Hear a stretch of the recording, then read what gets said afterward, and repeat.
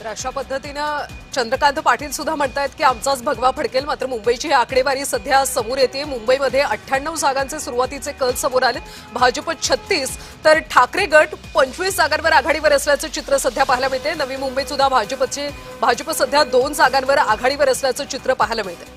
नाशिकमध्ये सुधाकर बडगुजर आघाडीवर आहेत। नाशिकची महापालिका सुद्धा यंदा अतिशय महत्त्वाची आहे। कुंभमेळ्यामुळे या महापालिकेचं महत्त्व वाढलेलं आहे। तिकडे नांदेडमध्ये सुद्धा भाजप सध्या आघाडीवर असल्याचं चित्र पाहायला मिळते। म्हणजे बहुतांश महापालिकांवर सध्या भाजपच आघाडीवर असल्याचं चित्र आहे। पुण्यात सुद्धा 32 जागांवर सध्या भाजप आघाडीवर आहे। मुंबईमध्ये 98 जागांचे कल सध्या समोर आलेले आहेत आणि यामध्ये भाजप 36, शिवसेना 15 जागांवर सध्या आघाडीवर आहे। काँग्रेस सुद्धा 10 जागांवर आघाडीवर असल्याचं चित्र पाहायला मिळते। त्यामुळे मुंबईकरांचा कौल आता नेमका कुणाला असेल हे पाहणं अतिशय महत्त्वाचं आहे। पुन्हा जाऊयात वरिष्ठ सहकारी प्रसाद काथेसर यांच्याकडे। बिलकुल 100 जागांचे कल आलेले आहेत। 227 पैकी 100 जागांचे मुंबईतले कल आलेले आहेत। मी परत ही चर्चा मुंबईकडे याच्यासाठी आणतोय कारण सगळ्या देशाचं लक्ष या मुंबईतल्याच चर्चेकडे असणार आहे। 100 जागांचे कल आणि त्यातले बदललेले आकडे आपल्याला लक्षात येत आहेत। भारतीय जनता पार्टी 36, शिवसेना 15, राष्ट्रवादी 1, ठाकरे गटाच्याकडे 27 जागांच्या बाबतीतला कल येतो आहे।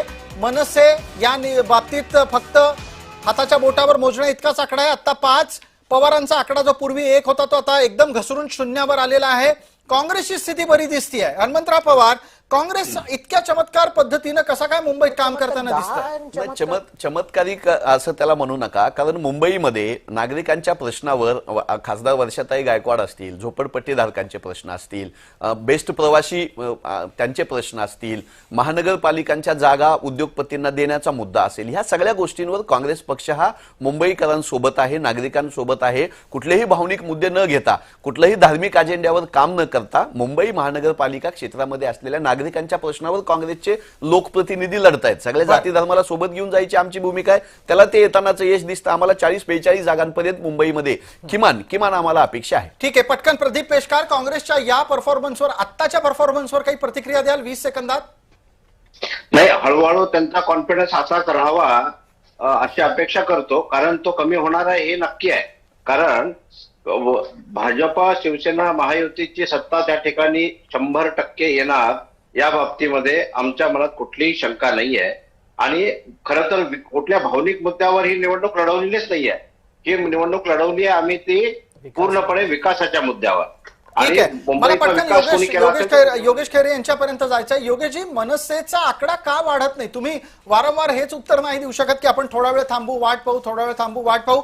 दरम्यान कलांमध्ये भारतीय जनता पार्टीचं अर्धशतक झाल्याची बातमी येते आहे। आपल्यासोबत कल्याणी आहेत, त्या कल्याणी या संदर्भातलं तपशील थोड्या वेळात देतील। महापालिकांचे आता कल समोर येत आहेत आणि मुंबईमधून 102 जागांचे सुरुवातीचे कल समोर आलेले आहेत आणि यामध्ये भाजप 38 तर शिवसेना 15 जागांवर सध्या आघाडीवर आहे। त्यामुळे 50 आकडा त्यांनी पार केल्याचं सध्या चित्र पाहायला मिळते आणि यामध्ये ठाकरे गट सुद्धा त्याच बरोबरीने आहे 27 जागांवर। मनसे मात्र काहीशी मागे पडले, कारण केवळ 5 जागांवर मनसे आता आघाडीवर असल्याचं पाहायला मिळते। 227 जागांपैकी 102 जागांचे कल समोर येत आहेत।